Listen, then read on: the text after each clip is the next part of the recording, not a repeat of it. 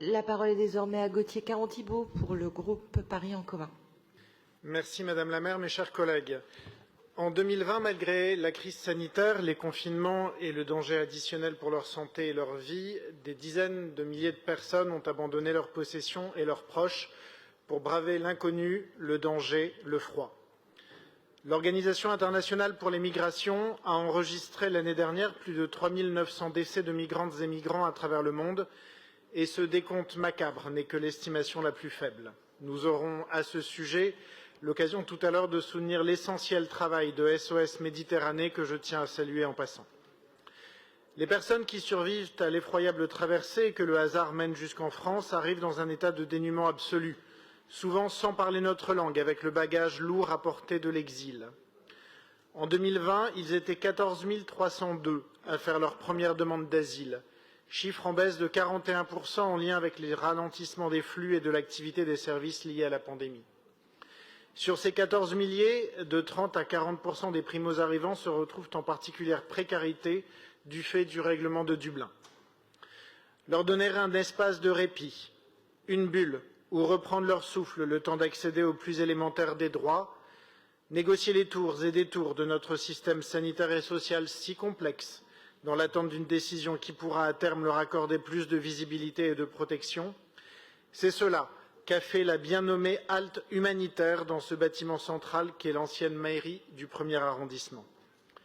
Au début de son histoire, cette halte humanitaire gérée par la Fondation de l'Armée du Salut ne bénéficiait pas de cette situation géographique si particulière.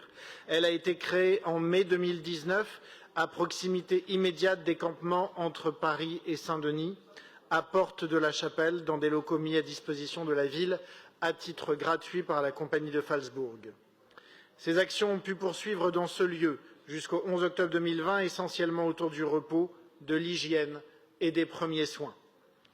Le transfert de l'action dans l'ancienne mairie du 1er arrondissement a permis d'ajouter à ce noyau dur d'activité des actions d'information, de soutien juridique, d'apprentissage du français et de pratiques culturelles et artistiques.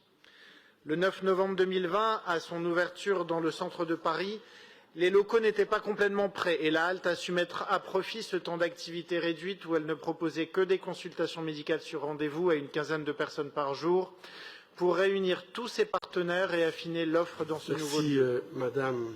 La halle va ainsi à la rencontre des migrantes et migrants sur les campements avec une équipe mobile pour les informer, les orienter et les accompagner si besoin vers des bains-douches ou vers la halte en fonction des besoins et des capacités.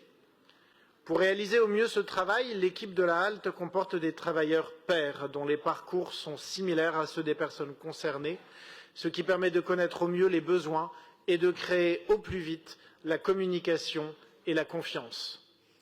En 2020, la halte a pu proposer 30 000 douches, 5 500 cycles de machines à laver, 1 760 consultations médicales, 1 145 consultations sociales, 9 000 entretiens psy, 106 cours de français et 86 ateliers d'artistes. Le rythme de croisière se stabilise en 2020 à environ 125 passages par jour et jusque 70 personnes inscrites aux activités. Les questionnaires réalisés sur la base du volontariat permettent de mieux connaître les personnes.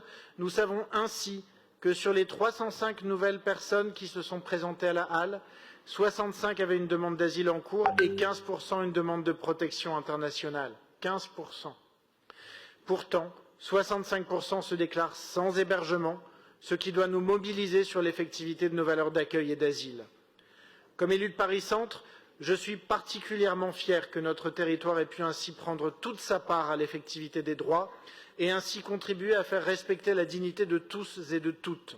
Et je salue l'équipe de la halte humanitaire pour son action sans trêve, 7 jours sur 7, de 9 h à 18 h. Pour finir, je tiens à souligner que oui, on ne va pas se mentir, l'annonce de cette ouverture a suscité des craintes parmi les riverains, attisées sans doute par certains. Mais avec Ariel Veil, nous avons réuni à plusieurs reprises les riverains, imaginé avec eux l'armée du salut et les services de police et de prévention de la ville, une organisation qui a permis d'amener le nombre de nuisances signalées à la portion congrue. De cette vie commune pacifiée, il en est même ressorti plusieurs actions de médiation culturelle menées à son initiative par le Musée en Herbe, voisin de la halte, au profit des personnes accueillies. Alors, Madame la maire, mes chers collègues, à l'heure où il est considéré que le rejet de l'autre, les paroles de haine, l'incitation à la discrimination ont leur place sur les chaînes de grande écoute et qu'ainsi ils seraient autorisés à façonner notre société, je tenais à mettre en lumière cette action humaine menée en plein cœur de Paris.